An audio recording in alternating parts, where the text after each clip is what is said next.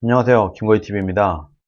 반일 종족주의라는 책이 있고, 이 책은 이영훈 외 5명이 같이 공동 저자로 참여를 해서 쓴 책입니다. 이 책을 가장 열심히 홍보를 하고 널리 전파를 한 건 펜앤마이크예요. 펜앤마이크의 정규재 주필이 아마도 이 책을 보고 굉장히 확신을 얻었던 것 같아요. 아, 이 책 정말 훌륭한 책이다.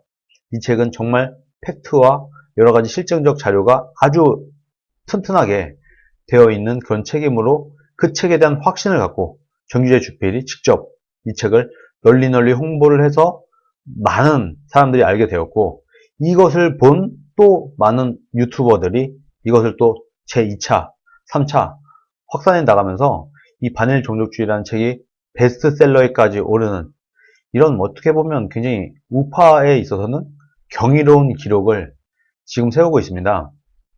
그런데 이 책을 비판한 장제원 의원이나 홍준표 전 대표가 있는데, 정규재 주필이 이 두 분을 발언을 하긴 했어요. 이 두 분에 대한 비판, 어느 정도의 비판을 하긴 했는데 그렇게까지 강한 비판은 아니었어요. 그렇게 생각보다 센 비판은 아니었다. 그렇게 매섭지 않았다. 그 이유가 뭘까? 저는 정규재 주필이 그래도 어느 정도 이 정치인들에 대한 생각을 해준 부분이 있을 것이다 라고 생각을 합니다. 이영훈 교수 같은 경우는 역사학자예요. 어떻게 보면 학자로서 경제학자라고 알려져 있는데, 이분이 지금까지 연구한 걸 보면은 조선시대 말의 경제학부터 해서 쭉 경제학에 대한 공부를 하고 연구를 해온 사람이다 보니까 단순히 경제학자야, 경제학자가 무슨 역사를 알아, 이렇게 하기에는 좀 무리가 있습니다.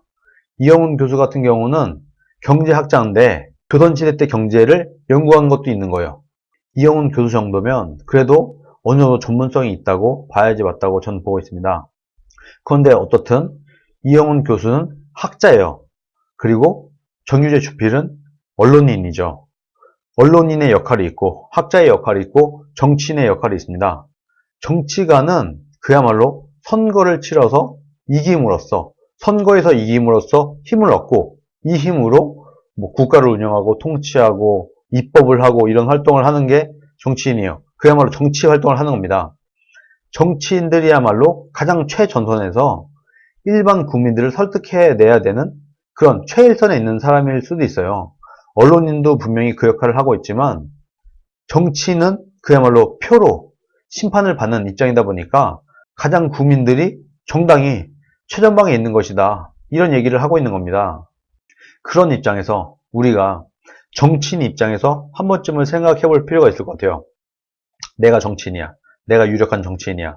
그런데 지금 이 판세 자체가 약간 자유한국당에서 만들어낸 그런 프레임이나 뭔가 문재인 정권의 심판론으로 내년 총선을 가야 되는데 뭔가 자꾸 친일, 반일 이런 프레임으로 가고 있다. 그러면은 노련한 정치인들은 뭔가 직감적으로, 뭔가 본능적으로 감이 옵니다.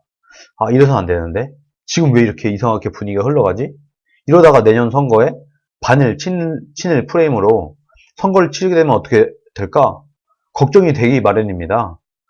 그러다 보니까 뭔가 용기 있는 사람들, 지금 대부분의 자유한국당에 있는 국회의원들이 여기에 대해서 별 얘기를 하지 않고 있어요. 이분들이 정보력이 없어서일까요? 아닙니다. 보좌관들을 7, 10명씩 두고 있는 이분들이 이 반일 종족주의라는 책이 나왔고 이 책의 내용이 뭐고 어떤 이슈를 끌고 있는지 모를 수가 없어요. 구조적으로. 그런데 수많은 국회의원들 중에서 이 일에 나서고 있는 국회의원들이 별로 없다. 거의 없다. 손에 꼽는다. 이 말인즉슨 대부분의 정치인들은 여기에 잘못 발을 담그게 된다면 정말 큰일 날 수도 있다, 이런 우려를 하고 있는 거라고 봐야 된다고 저는 생각을 합니다. 간단한 얘기를 하자면 지금 언론 환경이 누가 뭐라 해도 본인이 우파라고 생각하는 사람들이 볼 때는 지금 언론 환경이 굉장히 개판이죠. 그야말로 문재인 정권이 언론을 장악해 있고 문재인 정권이 그야말로 독재적으로, 거의 독재에 가까운 통치를 하고 있다. 이런 환경에서 이게 싸움이 되겠는가? 친일 반일 싸움이, 이런 생각을 하는 것이 합리적일 수도 있어요. 소위 말하는 우파 유튜버를 보고 있는 사람들은 일종의 착각, 착취를 할 수도 있다.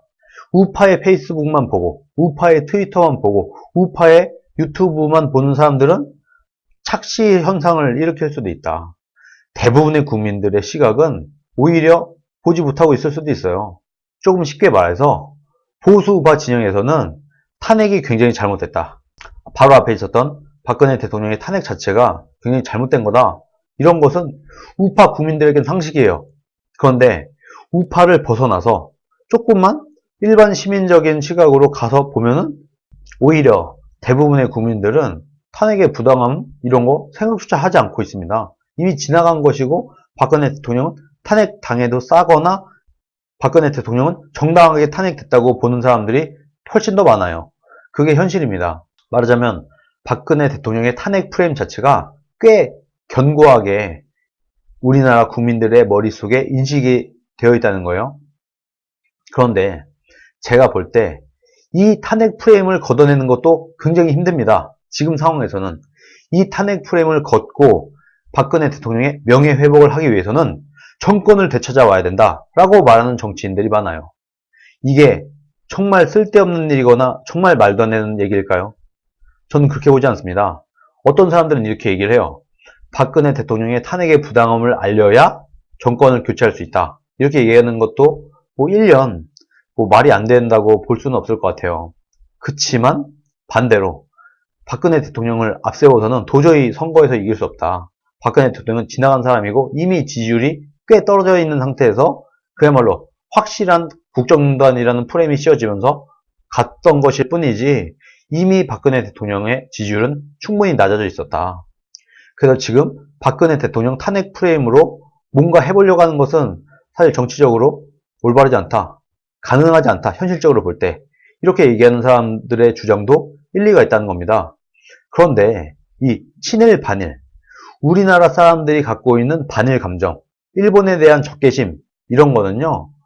이걸 프레임이라고 말하자면 박근혜 대통령의 탄핵 프레임보다 국민들이 대부분 갖고 있는 반일 감정, 반일 정서, 일본에 대한 적개심 이 프레임은 박근혜 대통령 탄핵 프레임의 10배, 50배, 100배 더 강력한 프레임이라고 저는 생각을 합니다. 훨씬 더 견고해요. 거기다가 훨씬 더 많은 국민들이 아주 깊이 인식을 하고 있어요. 반일 감정 이런 부분은요. 그래서 이건 매우 견고한 프레임이다 보니까 반일 프레임, 일본에 대한 나쁜 감정 프레임 자체가 굉장히 오랫동안 쌓여왔고 수십 년 동안 쌓여왔고 굉장히 견고하게 튼튼하게 만들어진 프레임이기 때문에 이거를 단기간에 깨는 것은 사실 불가능에 가깝다. 특히 내년 총선 전에 이 프레임을 깨부수는 일은 쉽지 않아요. 이 반일, 친일 프레임을 깨부술 수 있다고 하면은 오히려 박근혜 대통령 탄핵 프레임을 부시는 게 훨씬 쉬울걸요? 그렇게 생각하지 않으세요? 전 그렇게 봅니다. 친일, 반일 프레임. 이거를 깨는 것보다 박근혜 대통령의 국정농단 거짓선동 프레임을 깨는 게 100배 쉽다. 아마도 현실 정치를 하고 있는 본인이 정치인이라고 하는 사람들은 이 생각을 다들 할 거예요. 물론 이 반일 종족주의 이 책에 동의하는 정치인들도 꽤 있을 수도 있어요. 그러나 이 사람들은 얘기를 못한다. 얘기를 할 수가 없다. 그리고 이분들도 나름대로 계산을 하겠죠. 뭐 정무적 판단일 수도 있고 여러 가지 논리일 수도 있고 프레임 싸움일 수도 있고 명분 싸움일 수도 있고 그런 건데 이 사람들도 계산기를 두드려볼 때 도저히 답이 안 나오는 겁니다. 아마도 우파 유튜버들 중에도 우린 확신해. 우리가 이 친일 프레임, 반일 프레임, 우리 국민들이 알고 있는 일본에 대한 적개심, 일본에 대한 나쁜 감정 이거를 내년 총선 전까지 와르르 무너뜨리고 이 반일 종족주의라는 책을 우리 국민들의 인식 속에 확실히 각인시킬 수 있어. 이렇게 확신할 수 있는 우파 유튜버는 제가 볼 때 없을 것 같습니다. 아마 정규재 주필 본인도 그렇게 생각을 할 거예요. 이게 쉬운 일이 아니다. 간단한 문제가 아니다. 어릴 때부터, 매우 어릴 때부터 교과서로 그렇게 배워왔고 거의 사회적 통념이 수십 년간 그렇게 박혀왔어요. 이거는 좌우를 넘어서 남녀노소를 넘어서 그냥 대한민국 국민이라고 하면 모두 다 마음속 깊은 곳에는 일본을 좀 미워하는 마음 이런 게 다 있다는 거예요. 아주 견고한 프레임이라는 겁니다. 그래서 현실적으로 볼 때 이거를 내년 총선 전까지 어떻게 이걸로 국민들을 설득할 방법이 현실적으로 없다. 제가 주변에 있는 정치에 그렇게 관심이 없는 사람들에게 이 반일 종족주의라는 것에 대한 설명을 하고 이런 내용도 있어. 뭐 제가 이 책의 내용을 100% 확신하진 않지만 뭐 이런 내용도 있어. 이런 내용의 책도 있고 지금 베스트셀러 잘 팔리고 있어. 이런 얘기를 하면서 그래도 이 반일 프레임을 걷어내기 위해서 어느 정도 설득을 해보니까 이분들의 반응이 어떠냐면 그 얘기는 일본인들이 주장하는 얘기 아니야? 뭐 이런 식의 반응이 나와요. 그래도 본인이 우파라고 생각하는 사람들, 이런 사람들은 그래도 설득을 하기 쉬울 것 같아요. 그러다 보니까 유튜버, 우파 유튜브를 보는 사람들은 그래도 꽤 많은 사람들이 설득이 됩니다. 그런데 이게 일반 시민 레벨로 넘어가게 된다고 하면은 얘기가 달라져요. 이게 저도 해보니까 간단한 문제가 아니더라고요. 그래서 그나마 정말 깊은 얘기, 오랜 시간 얘기를 해서 어느 정도 설득을 시킨 사람의 얘기를 들어보면 이렇게 얘기를 합니다.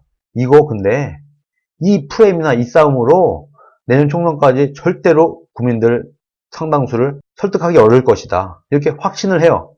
그렇다고 이게 진실이라고 하면 이걸 포기하느냐? 포기하라는 얘기는 아니고 아까랑 똑같은 겁니다. 박근혜 대통령의 명예회복을 하기 위해서는 먼저 정권을 되찾아와야 된다. 그리고 그렇게 해서 언론 환경을 정상적으로 만들고 권력을 갖고 그때야만이 박근혜 대통령의 국정농단 거짓선동 프레임을 걷어내고 박근혜 대통령의 명예회복을 할 수 있는 것이다. 이렇게 얘기하는 거가 똑같은 거예요. 이 반일 프레임도 똑같은 거예요. 이 반일 프레임도 정권을 가져오고 우리가 힘을 얻고 그 상태에서 언론 환경을 유튜브뿐만 아니라 공중파, 종편, 이 언론 환경을 정상적으로 돌려놓은 상태라야지만이 국민적인 설득이 가능하다. 대국민 설득이 가능한 것이다. 이렇게 보는 겁니다. 그래서 어떤 사람들은 야, 정말 시기가 좋지 않다. 왜 하필 이 시기에 언론도 다 장악돼 버리고 문재인 정권이 그야말로 독재 권력을 휘두르고 있는 이 시기에 이 반일 프레임을 들고 나와서 반일 친일 프레임을 들고 나와서 여기서 붙고 있냐. 이렇게 상황이 안 좋은 상태에서 여기에 정치인들이 특히 자유한국당 정치인들이 여기에 다 전면에 나서서 이 싸움으로 들어가게 된다고 하면은 내년 총선은 친일 반일 싸움으로 가서 그야말로 자유한국당이 간판을 내려댈 수도 있다. 이렇게 본다는 겁니다. 왜 한심하게 좌파들이 만든 판에 좌파들이 이미 프레임을 만들어 놓고 구덩이를 파놓고 함정을 파놓고 친일 반일 이 싸움으로 끌어오려고 하는데 거기에 우리가 들어갈 필요가 뭐가 있겠느냐. 이런 얘기가 나온다는 거예요. 그래서 정말 내년 총선은 문재인 정권의 심판론, 문재인 정권이 너무 못한 게 많으니까 외교, 국방, 안보, 경제 싹 다 말아먹고 있으니까 문재인 정권의 심판론으로 내년 총선이 치러져야 되는데 이대로 가면은 친일 반일 싸움으로 총선이 치러지게 될 것 같으므로 정치인들은 그중에서 특히 영향력 좀 있고 본인이 좀 용기가 있다고 하는 그런 정치인들은 나서서 이 프레임으로 자유한국당이 친일 반일 프레임으로 흘러 들어가는 것을 막기 위해서라도 이런 얘기를 했을 수밖에 없을 수도 있다. 그렇게 본다는 겁니다. 그리고 아마도 정유재 주필도 그래도 좀 내공이 있는 분이시니까 이런 내용을 어느 정도 확신은 못했어도 어느 정도 충분히 감안을 해서 뭐 홍준표 전 대표나 장제원 의원을 어느 정도 비판을 한 게 아닌가. 그래서 수위 조절을 해서 더 격하게, 더 강렬하게 비판을 할 수도 있었음에도 불구하고 어느 정도 수위 조절을 한 게 아닌가. 저는 그렇게 생각을 합니다. 여러분은 어떻게 생각하시나요? 박근혜 대통령의 국정농단 거짓선동 프레임, 이거를 지금 문재인 여건 하에서 이렇게 언론 환경이 기울어져 있는 상황에서 이 프레임을, 이 막강한 프레임을 깰 수 있을 것이라고 보시나요? 내년 총선 전까지? 그리고 박근혜 대통령 국정농단 거짓선동 프레임보다 10배, 100배는 더 강력한 이 반일 프레임, 일본에 대한 프레임, 대국민적인 일본에 대한 인식, 이것을 내년 총선 전까지 바꿔놓을 수 있겠는가? 바꿔놓을 수 있겠다. 이렇게 생각을 하시나요? 또 이게 어렵다. 박근혜 대통령 프레임이나 이 일본에 대한 인식에 대한 프레임을 바꾸는 것은 단기간에 내년 총선 전까지 바꾸는 것은 불가능하다. 이거는 불가능한 일이야. 이 프레임으로 간다고 하면은 자유한국당이 간판을 내리게 될 것이야 라고 생각을 하고, 이것을 막기 위해서 나름대로 뭔가 노력을 하고 자신의 정치력을 걸고 발언을 하는 이런 사람들을 무조건 비판하고 비난을 해야 하는가, 이런 것에 대한 부분도 우리들이 생각을 해줄 필요가 있다. 저는 그렇게 봅니다. 정치인들은 국민 정서, 국민 감정, 이런 것도 어느 정도는 고려를 하고 실질적으로 설득이 가능한지 아직 안 되는지, 어떤 판이 깔아져 있을 때야지만 이 설득이 가능한지, 이런 현실적인 부분을 정말 심도 있게 고민을 해볼 필요가 있을 수 있지 않겠습니까? 그래서 저는 생각이 다르다고 해서 내가 생각하는 것, 내가 말하는 것에 동의해주지 않는다고 해서 특정 정치인들을 너무 맹목적으로 비난을 하거나 비판을 하는 것은 그렇게 썩 좋은 방법은 아니다. 그렇게 생각을 합니다. 정말 자신 있다고 하면 내년 총선 전까지 이 모든 국민들, 적어도 50% 이상의 국민들을 설득할 자신이 있다. 우파들만 말고 중도, 좌파들 포함해서 50% 이상의 국민들을 우리가 설득할 자신이 있다 라고 한다고 하면은, 그러면 그렇게 할 수 있을 것 같아요. 그렇게 해도 될 것 같아요. 그러나 그게 아니라고 하면은 함부로 현실 정치에 있는 사람을 비난해서는 안 된다. 저는 그렇게 봅니다. 오늘 여기까지 하겠습니다. 감사합니다.